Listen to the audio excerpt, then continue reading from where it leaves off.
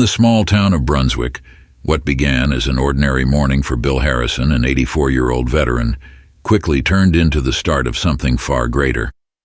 When Bill walked into a cafe for breakfast, he never imagined that a simple act of refusing to leave after being told he wasn't welcome would spark a movement.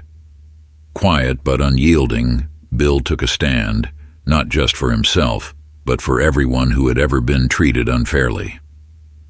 What no one saw coming was the unexpected allies who would join him, a group of bikers sitting in the corner, and a crowd that soon gathered outside. As tensions rise, the entire town is forced to confront the deep-seated issues they've long ignored. But will Bill's defiance inspire the change Brunswick desperately needs, or will it push the town to a breaking point? What would you do if you were in Bill's shoes? Share your thoughts in the comments below, and if you're ready to follow this gripping journey of courage and community, hit subscribe and turn on notifications. You won't want to miss what happens next. The morning sun crept gently over the horizon, casting soft rays through the lace curtains of Bill Harrison's modest home in Brunswick. At 84, Bill moved slowly, deliberately, but each action was a mark of precision, an echo of his military past. His weathered hands, covered in liver spots and deep wrinkles, moved with care as he buttoned up his shirt, pulling it taut over his chest. It was Sunday, and Sundays meant breakfast out, a ritual he had never outgrown. Bill glanced in the mirror, a fleeting ghost of a younger version of himself staring back. His reflection showed not just age but the weight of years spent fighting battles, some on foreign soil, others on the streets of his own country. His eyes, slightly clouded with cataracts, still held a glimmer of the young soldier he once was, a soldier who had believed that his sacrifice would help build a better world. His routine was comforting, but today was different. Marcy's diner, his usual haunt, was closed for renovations. He felt a pang of disappointment as he tied his shoes, the quiet banter of Marcy and her regulars absent from his day. For years, Marcy's had been his safe haven, a place where people knew him, respected him. He had formed a bond with her, a plucky woman in her late 50s who always had his coffee ready by the time he sat down. She was one of the few who treated him like family, never asking questions about deeper things, but offering a kind of companionship that kept his loneliness at bay. But today, he had to venture somewhere new, the Oakside Cafe, a small, cozy restaurant on the other side of town. He had heard whispers about its home-style cooking, though he had never been before. He had always preferred the familiar comfort of Marcy's. But change, Bill had learned, was unavoidable. As he stepped out of his house, the crisp autumn air hit his face. He breathed it in deeply, savoring the clean scent of fallen leaves mixed with the distant smell of chimney smoke. The town of Brunswick was still waking up. The streets were quiet, lined with houses much like his, old, well-kept, filled with memories. He passed by Willie Jefferson, an elderly white neighbor who gave him a nod as they had done every Sunday for years. Willie's nod wasn't warm, but it wasn't cold either, just the acknowledgement of two men who had lived through the same war but different battles. As Bill walked, his mind drifted back to his time in the military. Those were different days.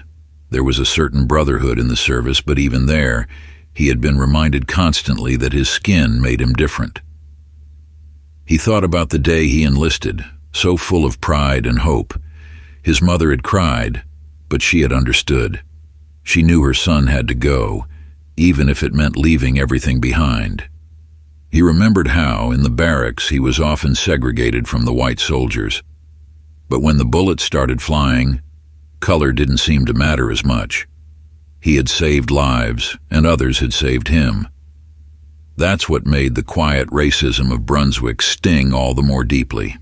He had fought for this country, sacrificed so much, yet still found himself greeted with cold stares and forced smiles in a town where prejudice simmered beneath the surface. He had been back home for decades now, yet the battle for respect never really ended. He crossed Main Street, passing by the local bakery and the hardware store. A few people waved and he nodded back, polite but detached. His heart ached a little when he saw a group of kids playing in front of the candy store, reminding him of his own grandchildren who lived miles away in Atlanta. They visited when they could, but life kept them busy. It wasn't their fault.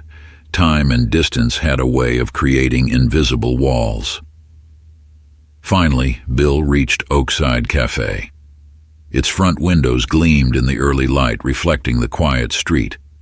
A wooden sign swung gently in the breeze, with the words, "Oakside Cafe, where everyone's welcome," painted in elegant script. Bill hoped that sentiment was more than just a slogan.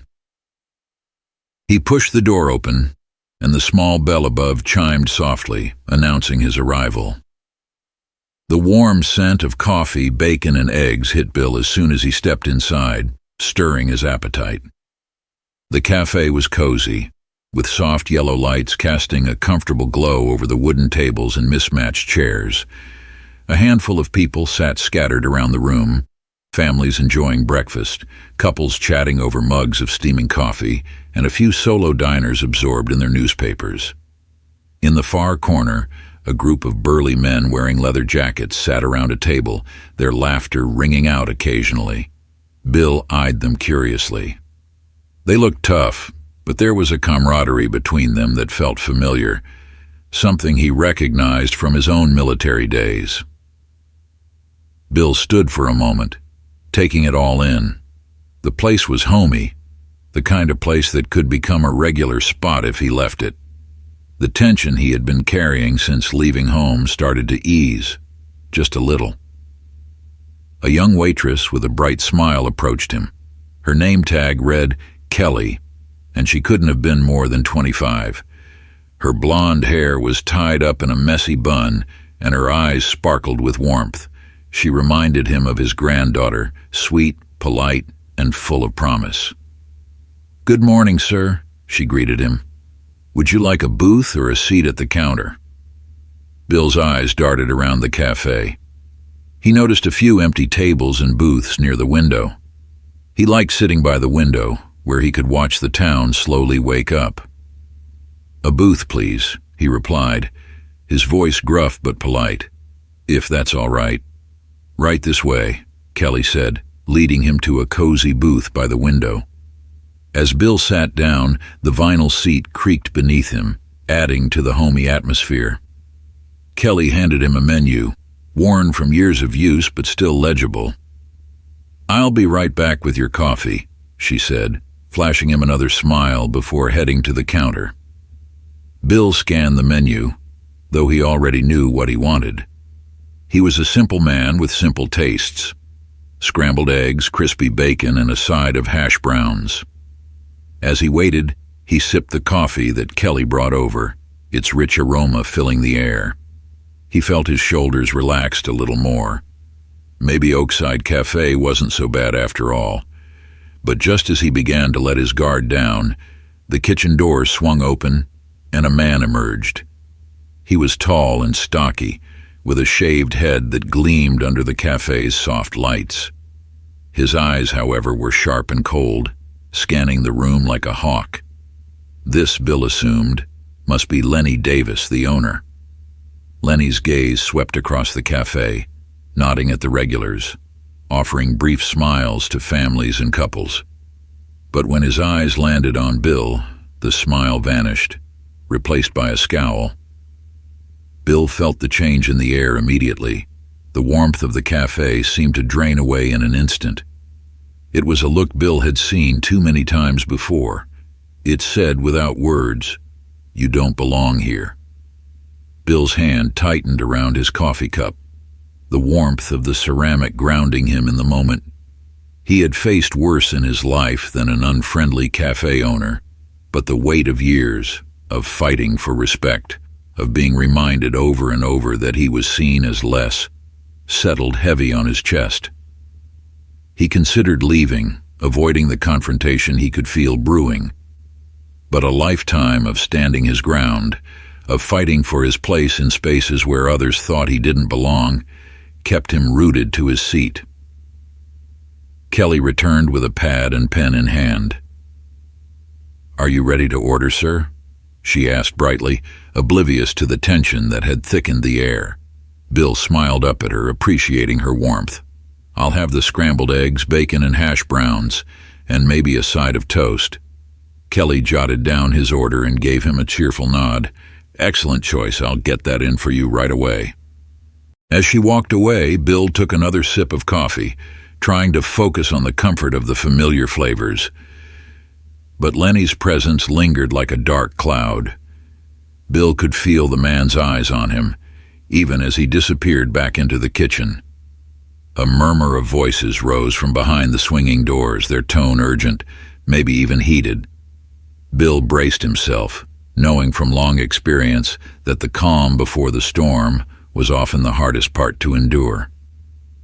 Bill's mind wandered as he waited for his food, his thoughts drifting back to a time long ago, before his skin had wrinkled and his joints had stiffened. Back to when he was a young man, full of hope, eager to serve his country. He remembered the pride he had felt donning his uniform for the first time, the belief that he was fighting for something greater than himself. He also remembered the prejudice, the way he had been treated as less, even in the service. There were always those who made it clear they didn't think a black man had any business wearing the same uniform as them. But there were also those who stood by him, men who didn't care about the color of his skin when they were in the heat of battle. Those men were his brothers, and he would never forget them. The sound of the kitchen door swinging open snapped Bill back to the present. Lenny emerged again, his face set in a hard mask of determination. He walked straight toward Bill's booth, each step deliberate, the tension in the room rising with every footfall. Bill felt his stomach tight. He knew what was coming, but it didn't make it any easier. Lenny stopped in front of Bill's table, crossing his arms over his chest. "We're full up today," he said, his voice gruff, the words sharp and cold. "You'll have to leave." Bill blinked, momentarily taken aback by the blatant lie. He glanced around the cafe, noting several empty tables and open spots at the counter. His heart sank, but he forced himself to meet Lenny's gaze steadily. "I'm sorry," Bill said, his voice calm but firm, "but there seems to be plenty of open seats. Is there a problem?" Lenny's expression hardened. "I said we're full," he repeated, his voice rising slightly. "We reserve the right to refuse service to anyone." Bill's stomach dropped. He had faced this kind of discrimination before, but it didn't hurt any less now than it had when he was younger. The same old battle, the same old hatred. He took a deep breath, steadying himself, his fingers tightening around the handle of his coffee cup. "I'm not looking for trouble," Bill said quietly. "I just want to have my breakfast." But Lenny wasn't interested in a peaceful resolution, his face twisted with anger, his voice growing louder. "Your kind isn't welcome here," he snapped, his words cutting through the air like a knife. The cafe fell silent. All eyes turned toward Bill and Lenny, the other patrons frozen in shock or discomfort. Bill felt the weight of their stares, the judgment, the quiet approval of some and the silent disapproval of others. Bill sat for a moment, absorbing the sting of Lenny's words.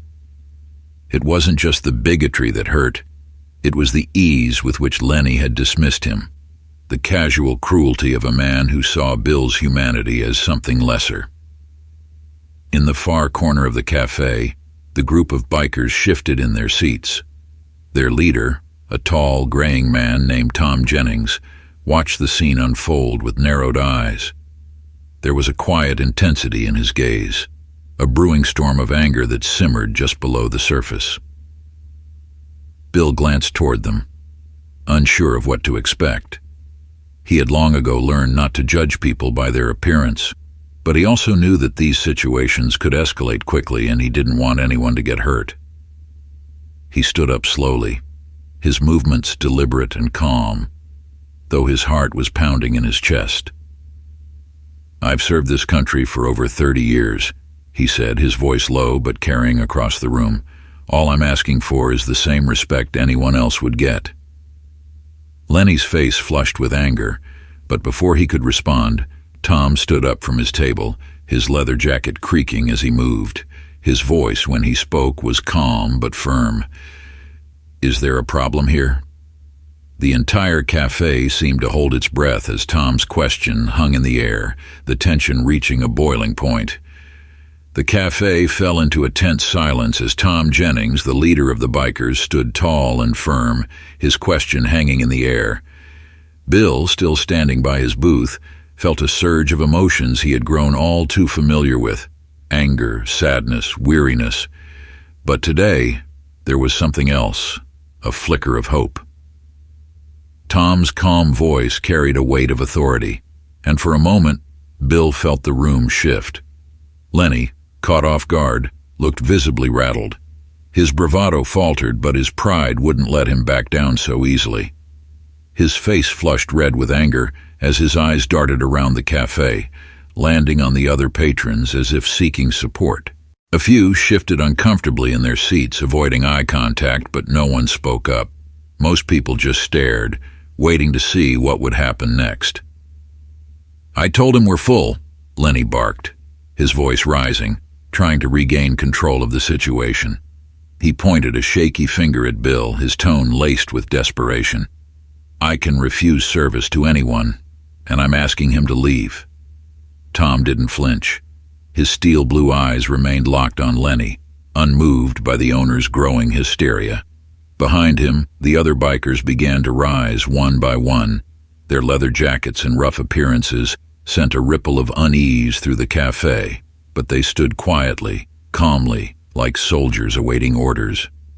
"We're not here to cause trouble," Tom said evenly, his deep voice carrying across the room.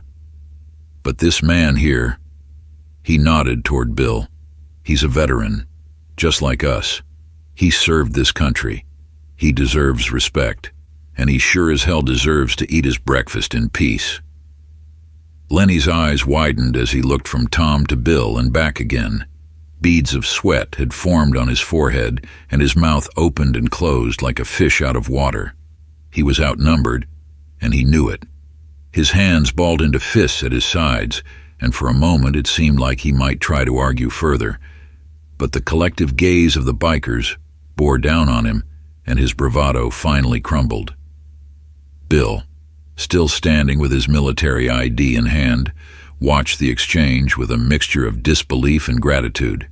He hadn't expected this, hadn't expected anyone to stand up for him, much less a group of rough-looking bikers. But here they were, and they had made their position clear. Lenny took a step back, his face twisting with anger and humiliation. "Fine," he spat, "but don't think for a second that I'm letting this go. You don't belong here, none of you." The words stung, but Bill had heard worse in his lifetime. He took a deep breath, steadying himself. He didn't need to respond. Tom's presence, the solidarity of the bikers, spoke louder than anything he could have said. With a final glare at Bill and the bikers, Lenny turned on his heel and stormed back into the kitchen, slamming the door behind him. The sound echoed through the cafe like a gunshot, and for a moment, no one moved. The tension hung thick in the air as if everyone was waiting for what would happen next. Tom turned to Bill, his expression softening. "You are all right, sir?" he asked, his voice gentle now, a far cry from the commanding tone he had used with Lenny. Bill nodded slowly, still processing the events that had just unfolded. I'm fine," he managed to say. "Thank you. I didn't expect—" He paused, his voice thick with emotion. "I didn't expect anyone to step in like that."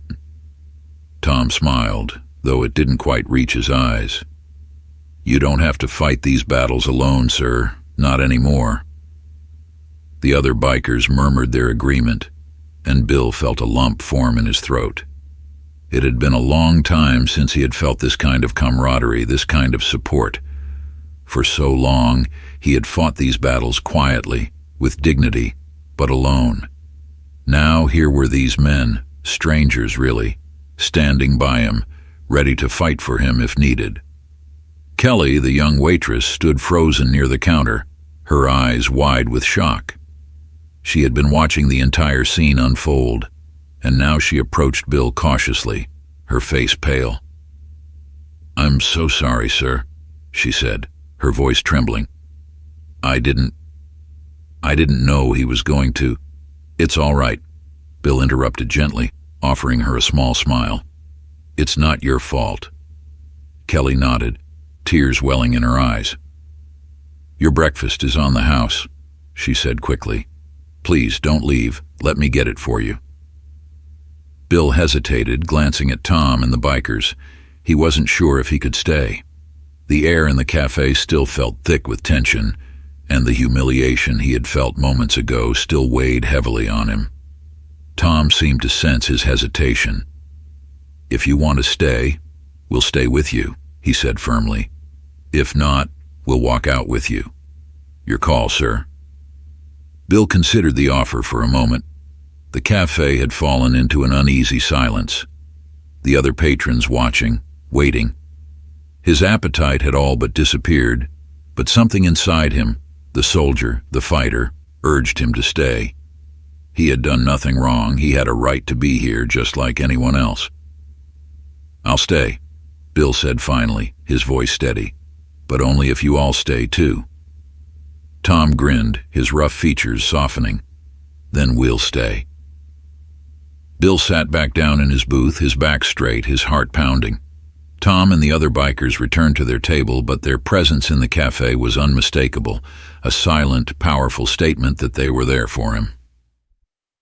Kelly quickly disappeared into the kitchen, and within minutes she returned with Bill's breakfast: scrambled eggs, crispy bacon, and golden hash browns, just the way he liked it. She placed the plate in front of him with shaky hands, her face flushed with embarrassment over what had happened earlier. Bill picked up his fork, but before he could take a bite, the kitchen door swung open again.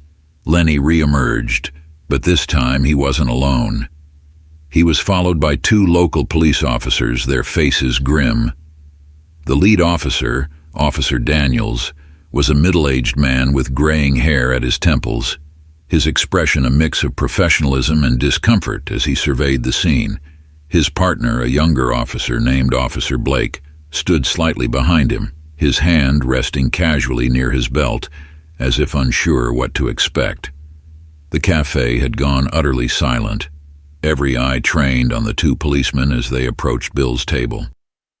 Officer Daniels stopped in front of Bill, glancing briefly at Lenny, who was standing just behind the officers, his arms crossed over his chest, and a smug expression creeping onto his face. "Is there a problem here?" Daniels asked, his voice calm but laced with the kind of authority that came from years on the job. He didn't look directly at Bill as he spoke, but rather at the whole room, as if trying to assess the situation from the collective mood of the patrons. Before Bill could respond, Lenny jumped in. "Yeah, there's a problem," he said quickly, his voice laced with vindication. "This man refuses to leave my cafe after I asked him to. He's causing a disturbance." Bill blinked, momentarily stunned by the lie. He hadn't raised his voice, hadn't caused a scene, but the implication was clear. The accusation hung in the air like a bad smell. He opened his mouth to speak, but before he could, Tom Jennings stood up from his table. "With all due respect, officer," Tom said, his voice calm but firm, "there's been no disturbance here. This man, Bill, he was just sitting here trying to eat his breakfast when the owner told him to leave for no reason." The officers turned to face Tom, their eyes narrowing slightly as they took in the imposing figure of the biker leader. Tom remained calm, his hands at his sides, but his presence alone demanded attention. Behind him, the other bikers stood as well, a show of solidarity that made the tension in the room even more palpable. Officer Daniels frowned, looking between Lenny, Bill, and Tom. "Mr. Harrison," he said, addressing Bill directly for the first time. "Is that true?" Bill took a deep breath, steadying himself. He had been in situations like this before, and he knew how quickly they could spiral out of control. His heart pounded in his chest, but he met Officer Daniels' gaze evenly. "Yes, officer," Bill said, his voice calm but firm. "I came here this morning to have breakfast, just like anyone else. I was sitting here minding my own business when Mr. Davis," he nodded toward Lenny, "told me I had to leave. He said the cafe was full, but as you can see, there are plenty of empty seats." Daniels glanced around the cafe, clearly noting the empty tables and booths. His frown deepened and he turned to Lenny. "Is that true?" Lenny's face flushed with anger. "I reserve the right to refuse service to anyone," he said, his voice rising. "It's my business. I don't have to explain myself." Officer Daniels sighed, clearly displeased with the situation, but unwilling to jump to conclusions. He gestured for Lenny to step aside and motioned for Bill to stay seated. "All right, let's take a step back here," Daniels said, his voice measured. "We don't need this to turn into something bigger than it is." But it was already big. Bill could feel the eyes of everyone in the cafe on him, the tension thick enough to cut with a knife. He could sense the other patrons shifting in their seats, some uncomfortable, others curious to see how things would unfold. And then there were those, a few scattered at various tables, who looked almost satisfied with the situation. People who agreed with Lenny, silently endorsing his actions with their complicit stares. Bill's mind raced. He had two options: let this go, leave quietly, and avoid making waves, or stand his ground. But the more he thought about it, the more he realized that standing up for himself wasn't just about him. It was about something bigger. It was about every other person who had been turned away, belittled, or told they didn't belong simply because of the color of their skin. Before Bill could speak again, Tom stepped forward, his voice calm but resolute. "Officer," he said, addressing Daniels, "we're not here to cause trouble. We're veterans, all of us, and Bill here has earned the same respect as any other man in this town. He served his country. He has a right to sit here and eat his breakfast just like anyone else." Daniels' expression shifted slightly as he registered what Tom was saying. His gaze flickered to the military patches on the bikers' jackets, and then to Bill, who sat quietly, his military ID still resting on the table next to his plate. There was a moment of hesitation, a flicker of understanding in Daniels' eyes. Lenny, however, wasn't done. "I don't care if he's a veteran or not," Lenny spat, his voice growing more agitated. "This is my cafe, and I decide who gets to eat here." The younger officer, Blake, stepped forward, clearly uncomfortable with the direction the conversation was taking.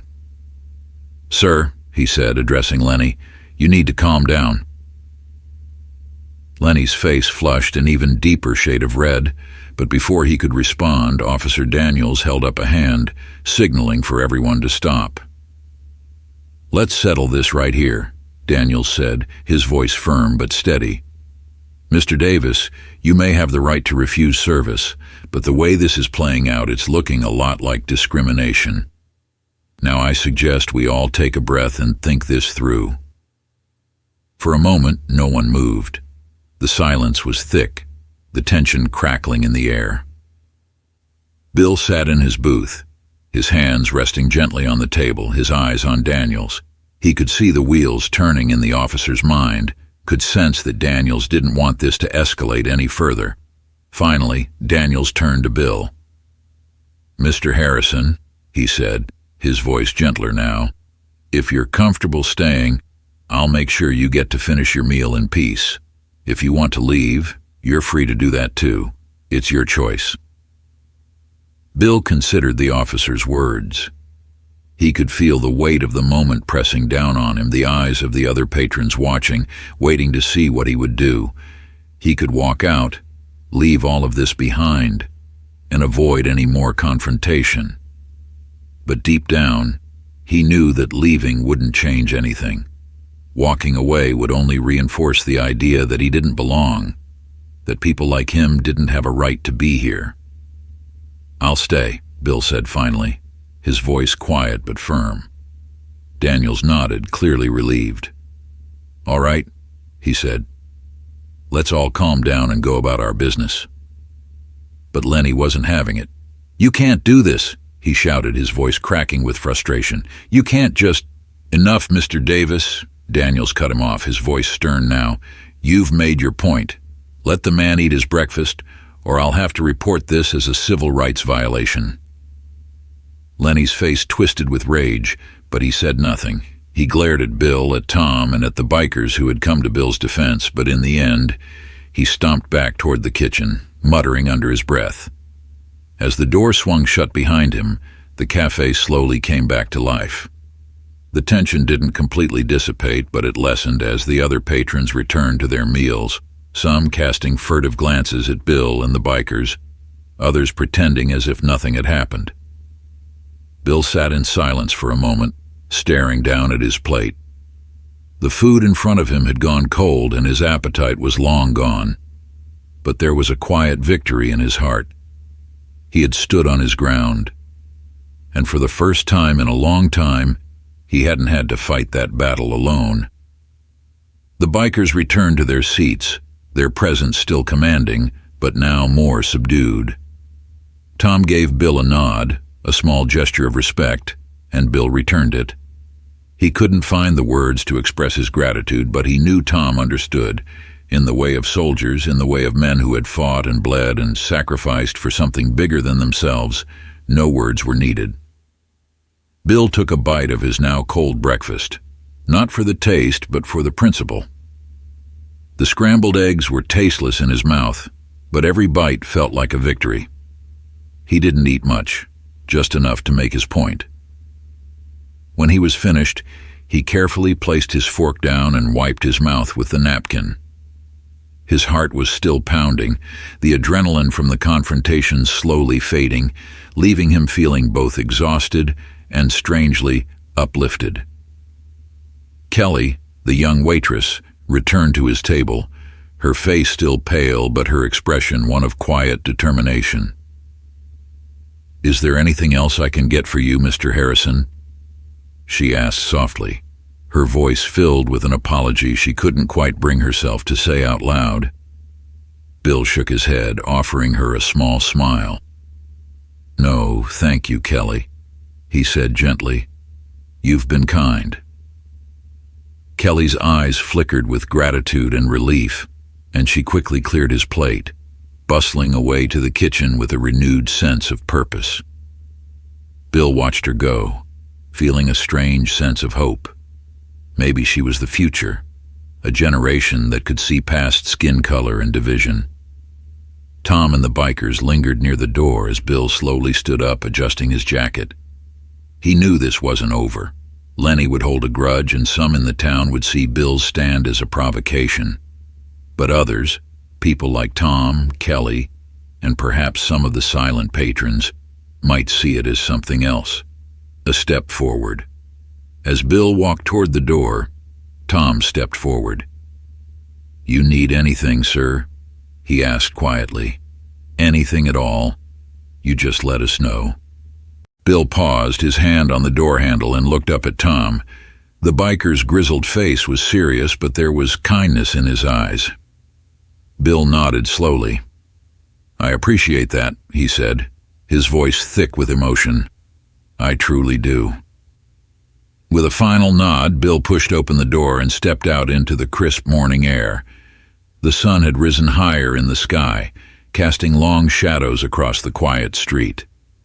As he stood there for a moment, breathing in the fresh air, he realized that something had shifted both in the town and within himself. The battle wasn't over. There would always be more to fight. But today, at least, he had won one small victory, and he hadn't done it alone. As Bill stepped out of the Oakside Cafe, the cold morning air hit his face, a stark contrast to the heavy tension he had just endured inside. He paused for a moment, letting the sun warm his skin, but his heart was still heavy. The battle may have been won for the day, but he knew all too well that this wouldn't be the last confrontation.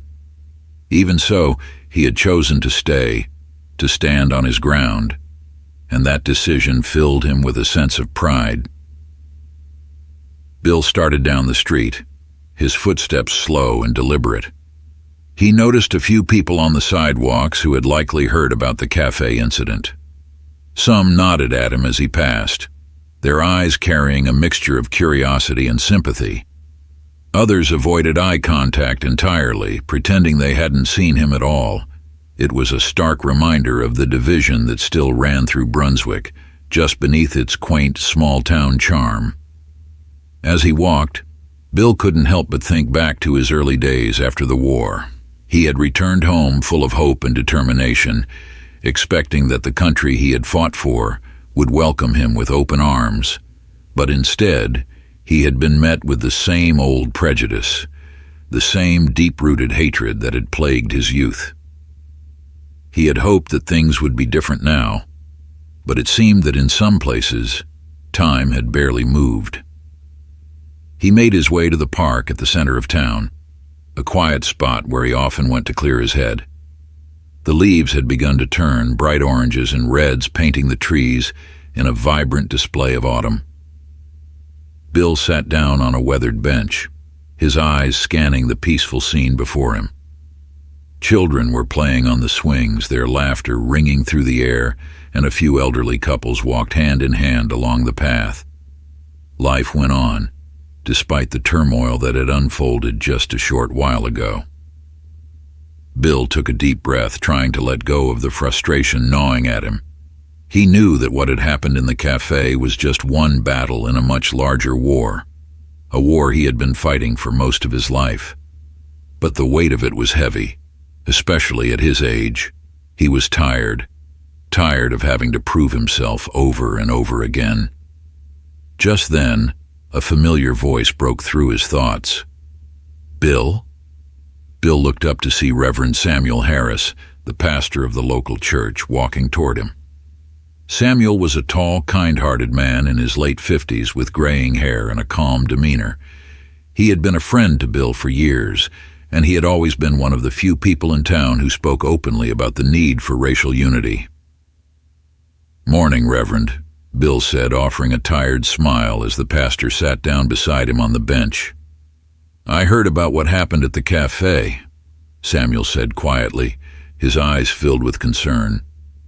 "How are you holding up?" Bill sighed, glancing out at the park again. "I'm fine, Sam. It's not the first time, and I doubt it'll be the last." Samuel nodded, his expression grim. "It's a damn shame it is what it is, after all you've done for this town, for this country." Bill gave a bitter chuckle. "Doesn't seem to matter much to some folks, does it?" The Reverend placed a hand on Bill's shoulder, his voice gentle but firm. "You did the right thing, Bill. Standing your ground like that, it's important. People need to see that. They need to see that it's not just about you. It's about all of us. About this town coming to terms with its past and moving forward." Bill nodded, but he couldn't help the creeping sense of doubt that settled in his chest. "I don't know, Sam. Sometimes it feels like we've been fighting the same fight for so long, and nothing's really changed." Samuel's eyes softened, and he leaned in slightly. "I know it feels that way, but don't lose hope. Change takes time. You're planting seeds, Bill. You may not see them grow, but others will. People like you, standing up to men like Lenny Davis, it matters." Bill sat in silence for a moment, letting Samuel's words sink in. He wanted to believe it. He truly did. But decades of disappointment had left him cautious, wary of getting his hopes up. Before either of them could speak again, a young couple walked past, both of them nodding at Bill with quiet respect. "Morning, Mr. Harrison," the man said, his tone sincere. Bill nodded back, his heart lifting just a little. Maybe Reverend Harris was right. Maybe things were starting to change, even if it was slow and painful. The day after the incident at Oakside Cafe, Brunswick was buzzing with gossip. Word spread fast in small towns, and by noon, nearly everyone knew about what had happened between Bill and Lenny. Some townsfolk were shocked by Lenny's blatant display of prejudice. Others, though not surprised, were still quietly appalled by the public nature of the altercation. Bill stayed home most of the day, but when he ventured out in the afternoon to buy a newspaper at the corner shop, he could feel the eyes on him. People didn't say much, but they didn't need to. Their gazes, their whispers told him all he needed to know. As he walked down Main Street, Bill passed by a small group of townspeople gathered outside the general store. He recognized some of them: Judy Thompson, a longtime resident and one of the local school teachers, and Pete Harlow, the owner of the auto repair shop. They were deep in conversation, and Bill caught fragments of their discussion as he passed. "It's just not right what Lenny did," Judy was saying, her voice hushed but indignant. "Bill Harrison has been a part of this community for decades. He's done more for this town than most people even realize." Pete frowned, crossing his arms over his chest. "I don't disagree, but you know how Lenny is. He's always had that chip on his shoulder, especially when it comes to race. It's ugly, but some folks in this town, they think like him. That's the sad truth."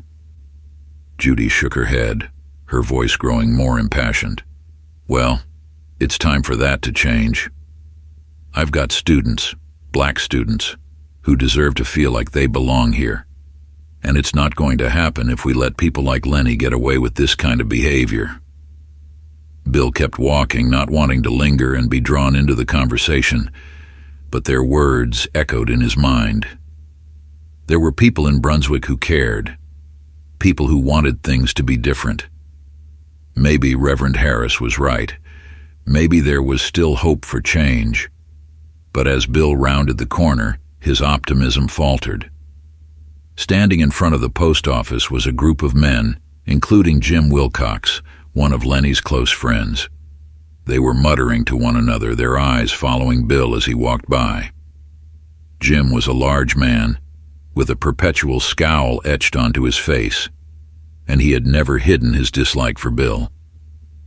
"Morning, Harrison," Jim called out, his tone dripping with sarcasm. Bill didn't respond, keeping his head high as he continued walking. He could feel their eyes on him, could hear their low, mocking laughter behind him. The divide in the town was clear.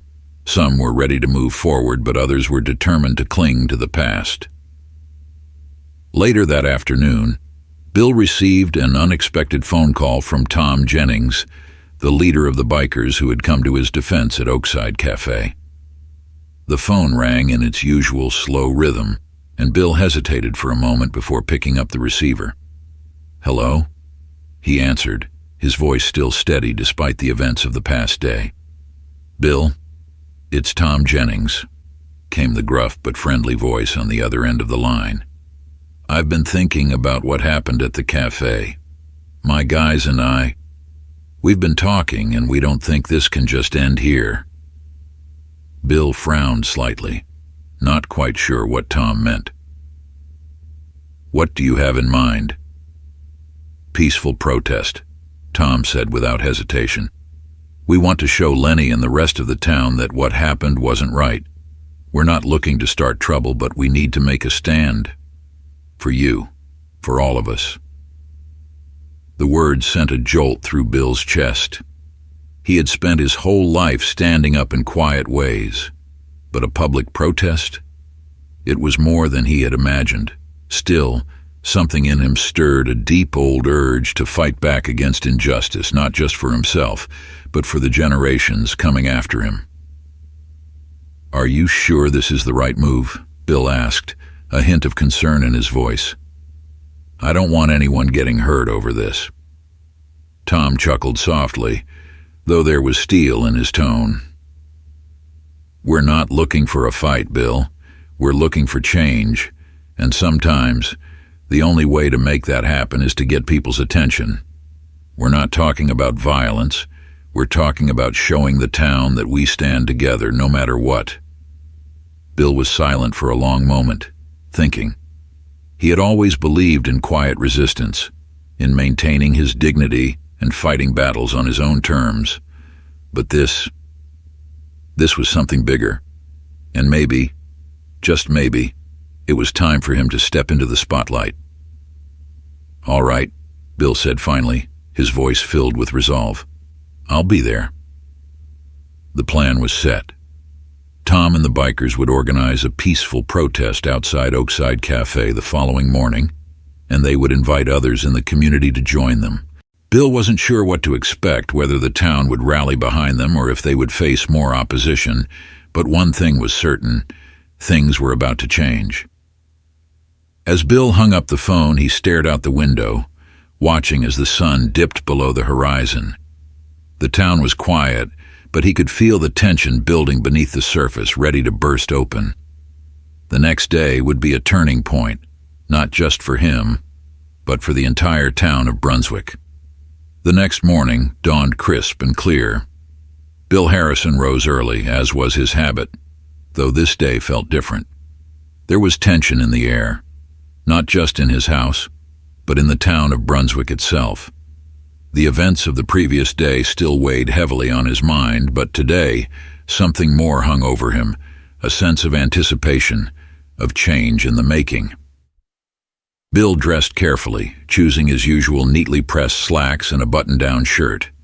He moved slowly, his old joints protesting, but his mind was sharp, focused. He reached for his military jacket, the one adorned with the medals he had earned during his years of service.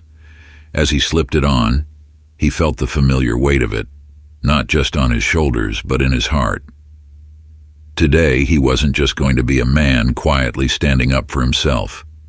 He was going to stand up for something bigger, for his entire community. As he buttoned the last button of his jacket, he glanced in the mirror. His reflection stared back at him, weathered and lined with age, but there was a fire in his eyes that hadn't dimmed. He was ready. The protest was scheduled to begin at 10 a.m. outside Oakside Cafe. Tom Jennings and his crew of bikers had spread the word throughout the town, and Bill wasn't sure how many people would show up or what kind of reception they would receive. Brunswick wasn't known for protests, peaceful or otherwise, and the thought of standing in the center of such a public display made Bill's stomach churn with a mix of nerves and determination. At 9:30, a loud rumble reached Bill's ears from outside. He moved to the window and saw Tom's biker gang pulling up in front of his house, their motorcycles gleaming in the morning sun. Tom had promised to give Bill a ride to the protest, and as he watched the bikers roll in, Bill couldn't help but feel a surge of gratitude. These men, rough around the edges, grizzled and tough, had stood by him when no one else had. And today, they were standing with him again. Tom climbed off his bike and knocked on Bill's door. When Bill opened it, Tom greeted him with a broad, reassuring grin. "You ready, Bill?" he asked, his voice warm but serious. Bill nodded, feeling a sense of calm wash over him. "Ready as I'll ever be."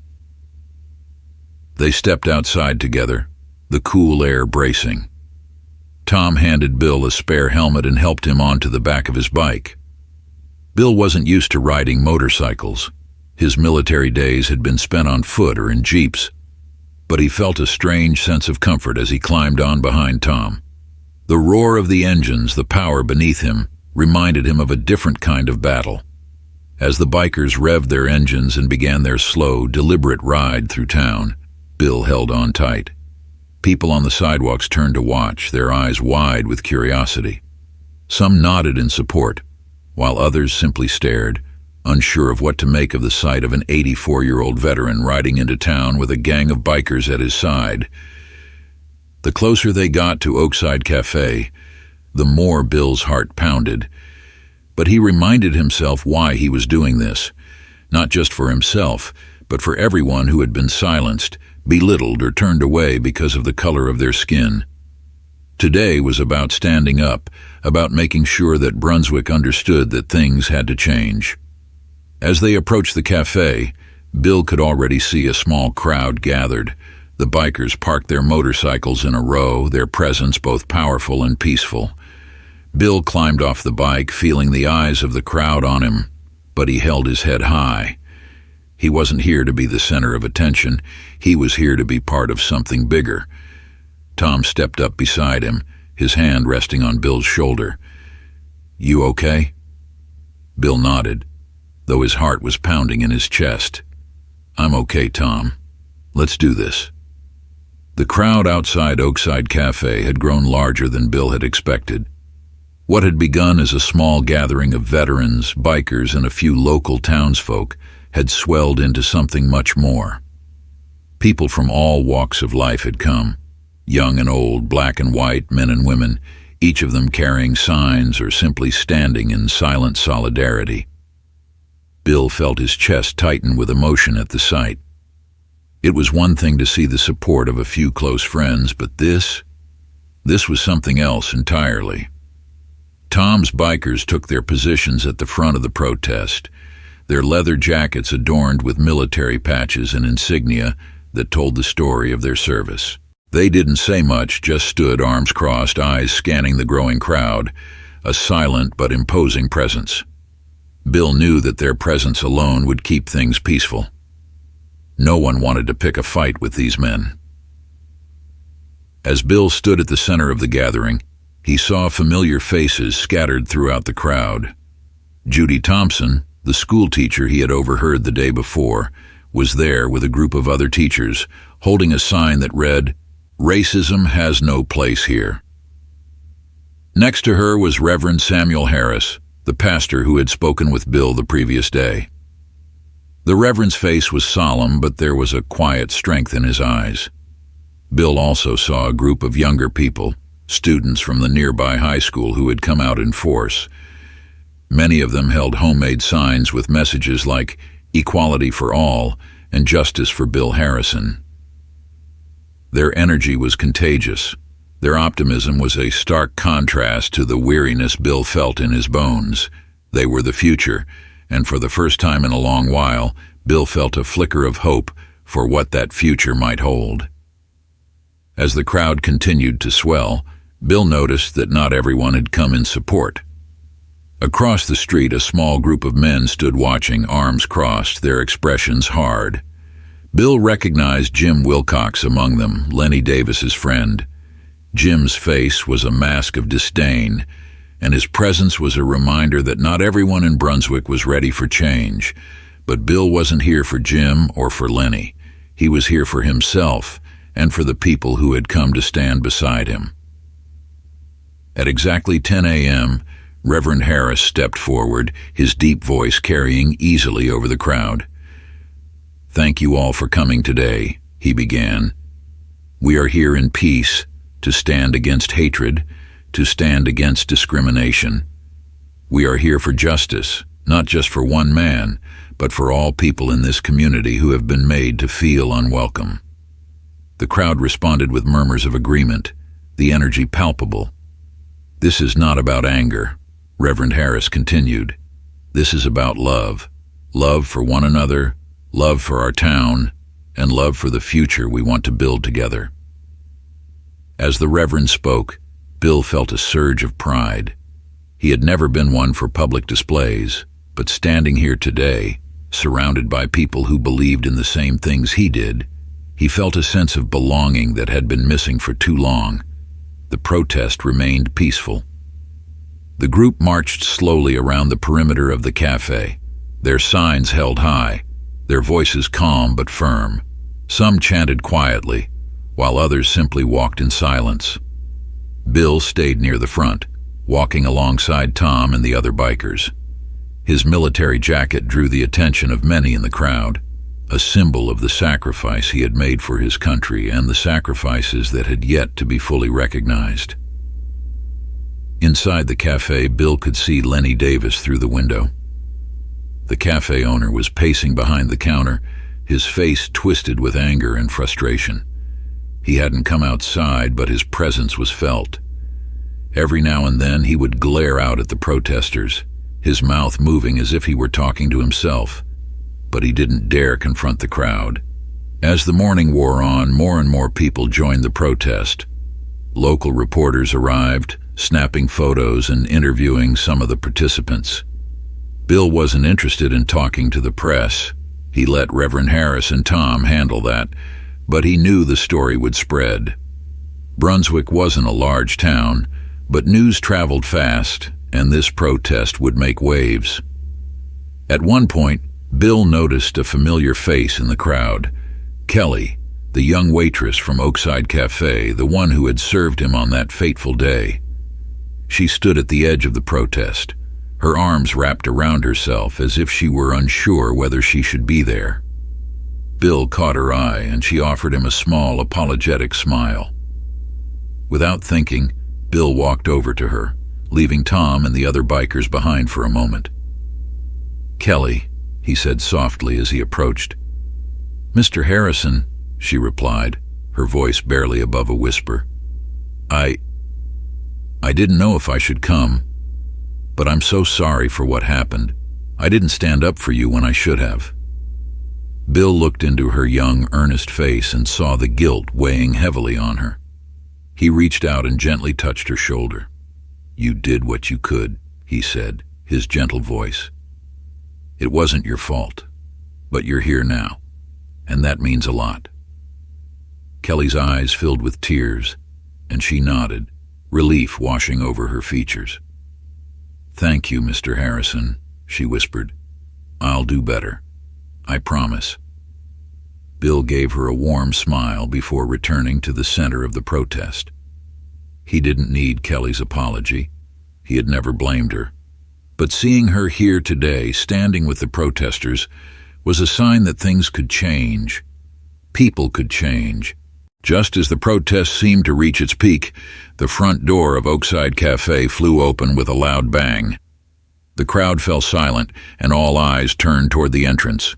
Lenny Davis stood in the doorway, his face red with fury, his fists clenched at his sides. "What the hell is all this?" Lenny bellowed, his voice loud and grating. "You people think you can come here and ruin my business? This is my cafe. I have the right to serve who I want." The crowd stiffened, the tension rising immediately.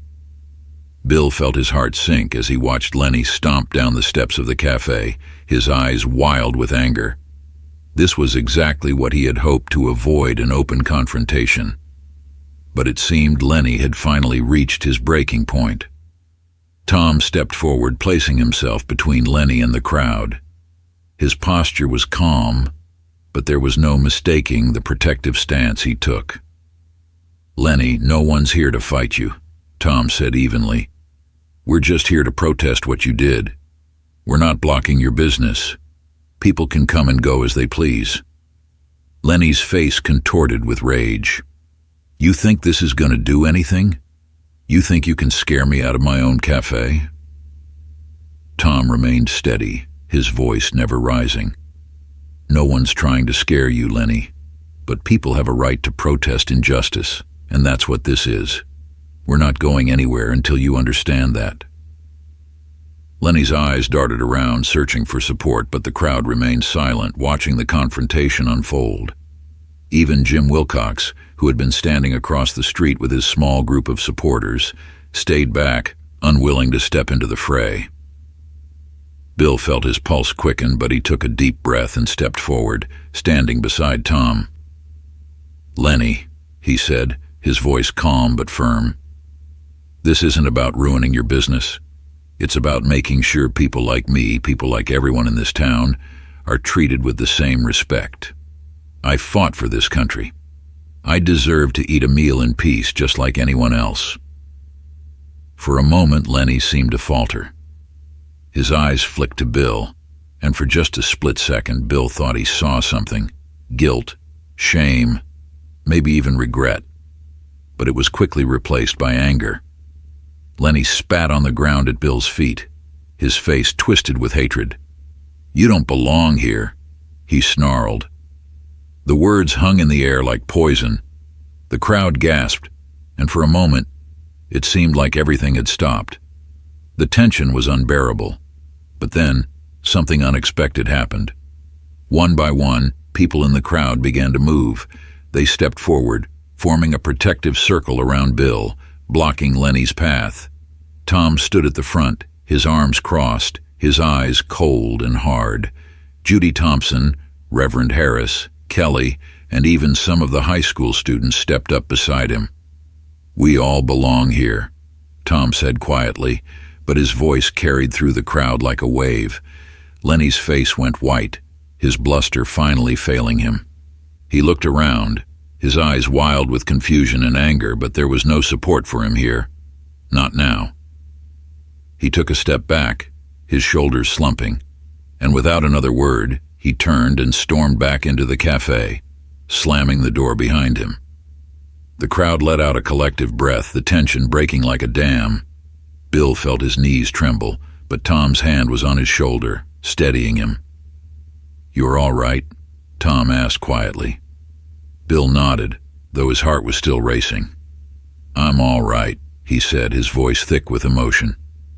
"Thank you, Tom." The protest continued for a while longer, but the mood had shifted. The crowd was no longer tense, it was filled with a quiet sense of victory. Lenny had been confronted, and while he hadn't admitted defeat, the town had made it clear that his behavior would not be tolerated.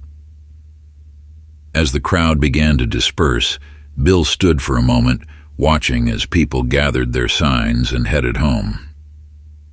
There was a sense of peace in the air now, a sense that things might finally begin to change. Bill wasn't sure what would happen next, whether Lenny would learn from this or dig his heels in even deeper, but for now he felt a sense of hope. He had stood up not just for himself, but for the entire town, and the town stood with him. The morning after the protest, Brunswick felt different. The air was still and quiet, but beneath that calm, a ripple of change was moving through the town. Bill Harrison sat at his kitchen table, staring out the window at the street below. The events of the previous day played on a loop in his mind. Lenny's, the quiet strength of the crowd, and the way people had rallied around him. He still couldn't quite believe it. For so long, Bill had faced these battles alone. He had stood his ground quietly, resisting with dignity, but he had never imagined so many would stand with him. The sight of the young high school students, the teachers, the bikers, and even Kelly had touched something deep within him. It gave him hope that maybe, just maybe, this town could change. As Bill sat there, his phone rang, pulling him out of his thoughts. He reached for the receiver and brought it to his ear. "Hello?" "Bill," came the familiar voice of Reverend Samuel Harris. "How are you holding up today?" Bill let out a small chuckle. "I'm all right, Reverend. Just still processing everything, I suppose." "I can imagine," Samuel said. His tone was warm.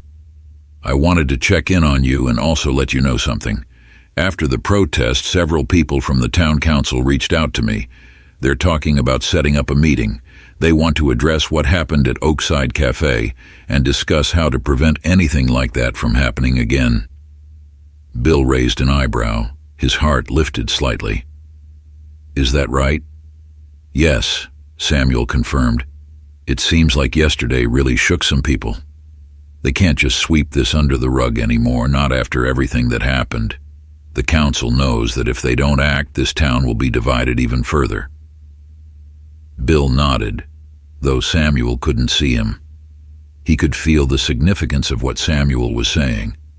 The town council had never been quick to address racial issues in Brunswick, often allowing things to quietly fade away without any real resolution.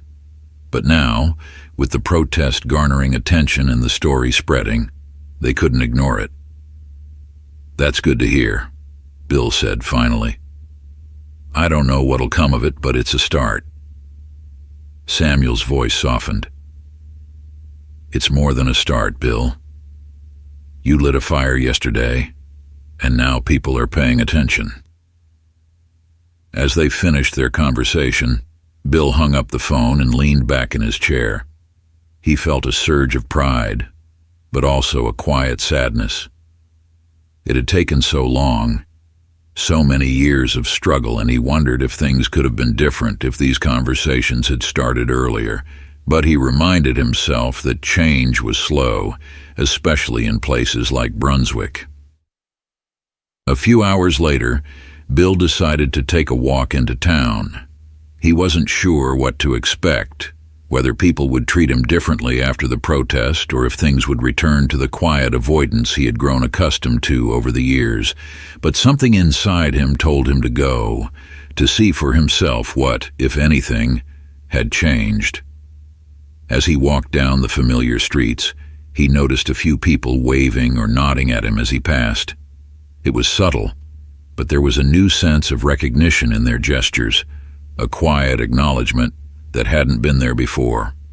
Bill wasn't naive enough to think that everyone in town had suddenly changed their minds about race or equality, but it was clear that something had shifted. When he reached the corner store, he ran into Judy Thompson, the school teacher who had attended the protest. She smiled warmly at him, stopping to chat. "Mr. Harrison, I'm so glad to see you out and about," she said, her tone genuine. "I just wanted to say how much yesterday meant to me, to all of us." Bill gave her a small smile. "I appreciate that, Judy. It meant a lot to me, too, seeing everyone there." She nodded, her eyes bright. "You know, some of the teachers and I have been talking. We're thinking about starting a diversity initiative at the school, something to help teach the students about racial equality and the history of civil rights. Yesterday really opened our eyes to how much work there is to do." Bill felt a lump form in his throat. That sounds like a good idea. The kids, they're the future. If we can teach them now, maybe they won't have to fight the same battles we've had to. Judy smiled again, her expression thoughtful. "Exactly. And I wanted to ask, would you be willing to come speak to the students one day? I think hearing your story, everything you've been through, would really resonate with them." Bill was taken aback by the request. He had never thought of himself as a public speaker, and the idea of standing in front of a classroom of students made him nervous. But at the same time, he knew how important it was. If his story could help even one young person understand the importance of equality, then it was worth it. "I'd be honored," Bill said finally, his voice steady despite the emotion swelling inside him. Judy's face lit up. "Thank you, Mr. Harrison. I'll be in touch with the details." As Bill continued his walk, he felt a sense of peace wash over him. People were starting to talk. Conversations were happening that had been avoided for far too long, and while there was still so much work to be done, it felt like the town of Brunswick was finally taking a step in the right direction. While the town of Brunswick began to show signs of change, Lenny Davis was facing a very different reality. His actions at Oakside Cafe had not only caused a public outcry but had also resulted in a sharp decline in business. The cafe, once bustling with regulars, now sat mostly empty. Word had spread quickly about the protest, and many of Lenny's former customers had chosen to boycott the establishment. Bill hadn't set foot near Oakside Cafe since the protest, and he had no intention of doing so. But he had heard through the grapevine that Lenny was struggling. The townsfolk who had once turned a blind eye to his behavior were now avoiding the cafe, and even some of Lenny's closest friends had distanced themselves from him. The protest had put a spotlight on his actions, and there was no going back. One afternoon, Bill was sitting on his front porch when he saw a familiar figure walking up the street. It was Tom Jennings, the leader of the bikers, and he looked serious. Bill stood up to greet him as he approached. "Tom," Bill said with a nod. "Good to see you." "Good to see you too, Bill," Tom replied, though his expression was grim. "I wanted to talk to you about something." Bill raised an eyebrow. "What's on your mind?" Tom scratched the back of his head, clearly choosing his words carefully. "It's about Lenny," he said finally. "Word around town is that he's looking to sell the cafe. Business has dried up and he's in over his head." Bill frowned, unsure of where Tom was going with this. "And some of the guys and I have been talking," Tom continued. "We're thinking about making him an offer, buying the cafe from him, turning it into something different, something better." Bill blinked in surprise. "You want to buy Oakside Cafe?" "Not exactly," Tom said with a shrug. We want to buy the space, turn it into a new cafe, a place where everyone is welcome. Veterans, families, black, white, it doesn't matter. We want it to be a place that represents the best of this town, not the worst." Bill was silent for a moment, processing what Tom was saying. The idea of Oakside Cafe being transformed into a place of inclusivity and community was almost too good to be true. It was the kind of poetic justice that Bill had never imagined. "And you want me involved?" Bill asked, though he already knew the answer. Tom smiled. "We wouldn't do it without you. It was your stand that started all of this. We want you to be part of the process, to help us build something better." Bill felt a surge of emotion well up inside him. After everything that had happened, the idea of turning Lenny's Cafe into a symbol of unity was more than he could have hoped for. It was a chance to create lasting change in Brunswick, to leave behind something positive for the next generation. "I'll do it," Bill said, his voice filled with quiet determination. "Whatever you need, I'm in." Tom grinned, clapping Bill on the shoulder. "That's what I wanted to hear." Several months later, the transformation of Oakside Cafe was complete.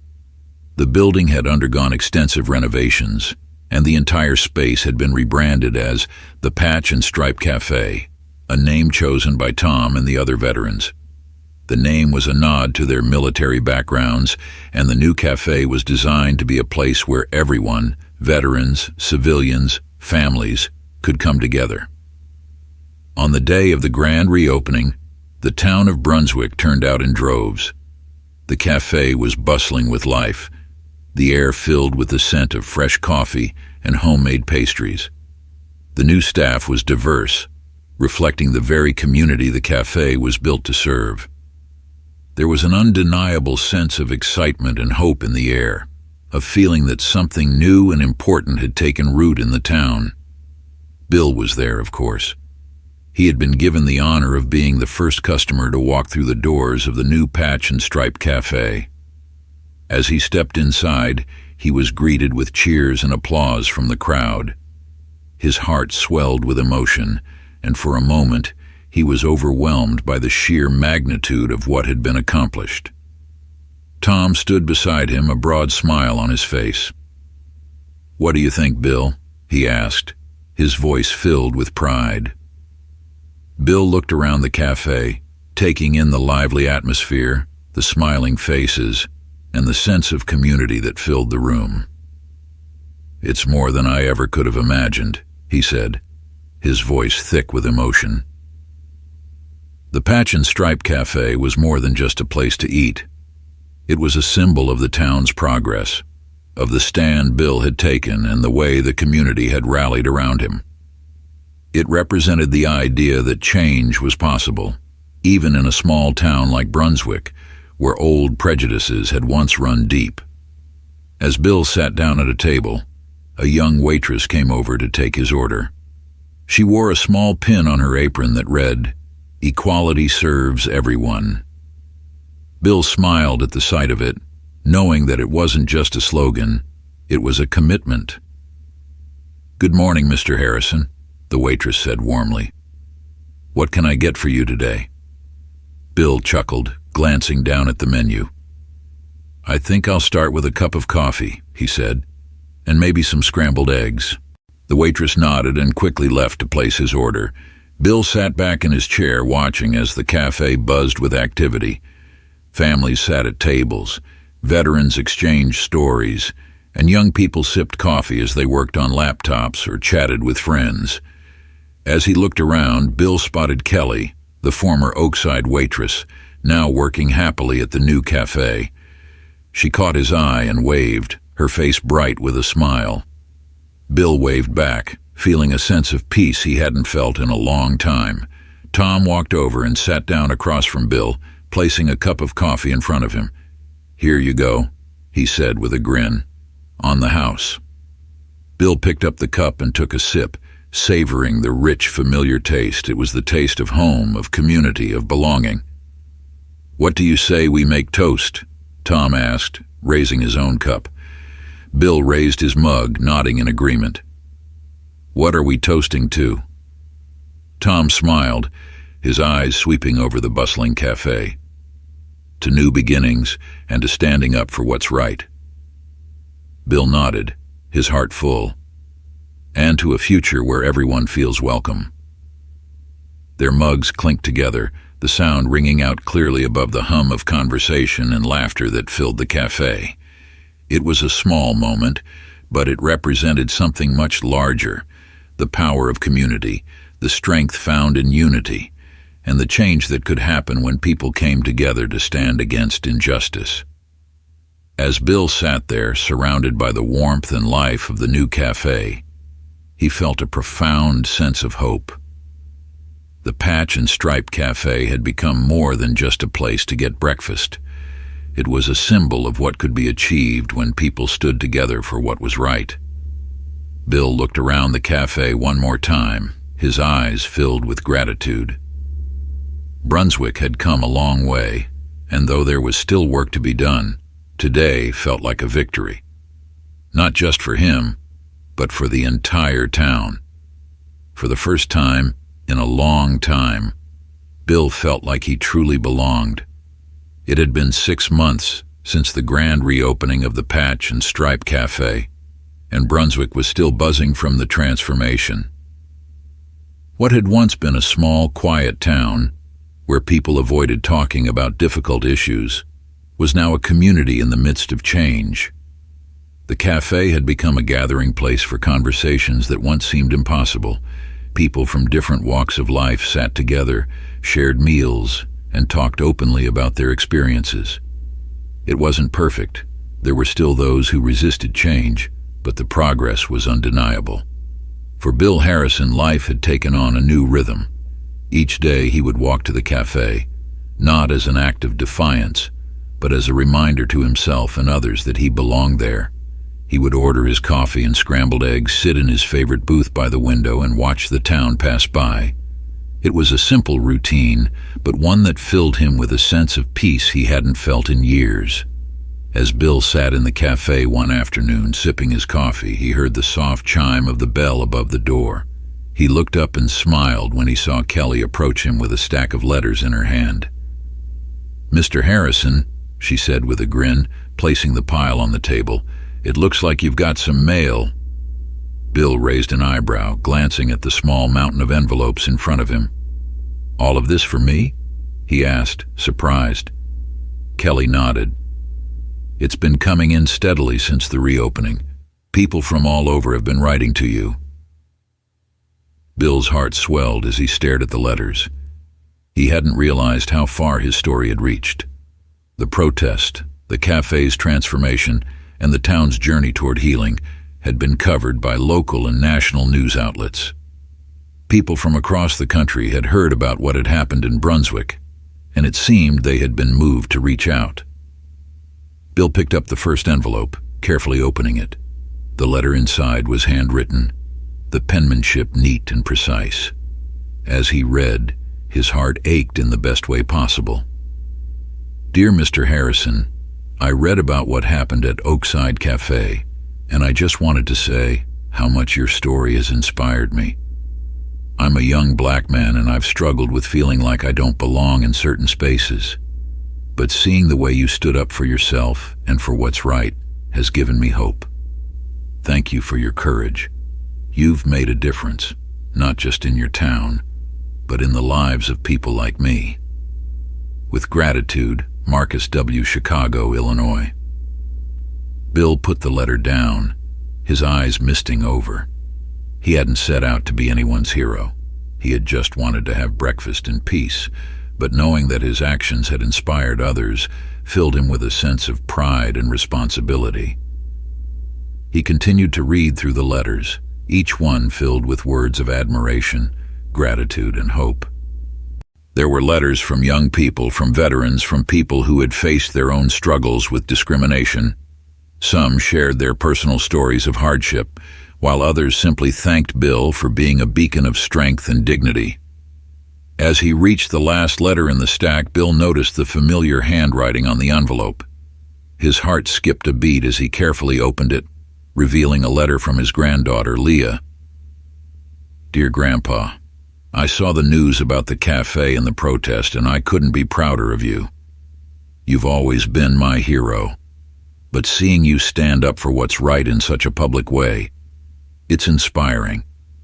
You've shown me that we should never stop fighting for justice, no matter how long it takes or how hard it is. I've been thinking a lot about what I can do to make a difference in my own community. I want to carry on the legacy you've built. I've joined a local group that focuses on racial equality and social justice, and we've started having conversations at school about how to create a more inclusive environment for students of all backgrounds. You've taught me that change starts with one person standing up, and I want to be that person here. I love you, Grandpa. You've always taught me to be strong and to stand up for what I believe in. I just hope I can make as much of a difference in the world as you have. With all my love. Leah. Bill's hands trembled slightly as he folded the letter, his eyes filled with unshed tears. Leah had always been his pride and joy, but knowing that his actions had inspired her to take her own stand filled him with a deep, overwhelming sense of fulfillment. It wasn't just about him anymore. It was about the future. And the fact that his granddaughter was carrying that torch forward gave him more hope than anything else. Just as Bill was tucking the letter back into the envelope, Tom Jennings walked into the cafe, his usual confident stride carrying him to Bill's table. Mind if I join you? Tom asked, already pulling out a chair. Bill smiled and gestured for him to sit. Of course, Tom. Tom settled in, ordering a coffee from Kelly before turning his attention back to Bill. How's life treating you these days, Bill?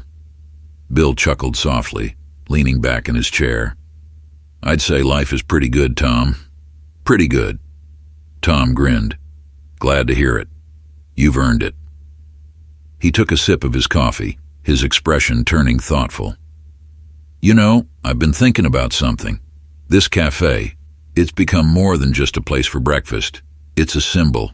A reminder of what can happen when people stand together. Bill nodded, glancing around the bustling cafe. It has, but there's still work to be done. Always, Tom agreed. But I think we've shown that change is possible, even in a town like Brunswick. Bill smiled, his heart swelling with gratitude.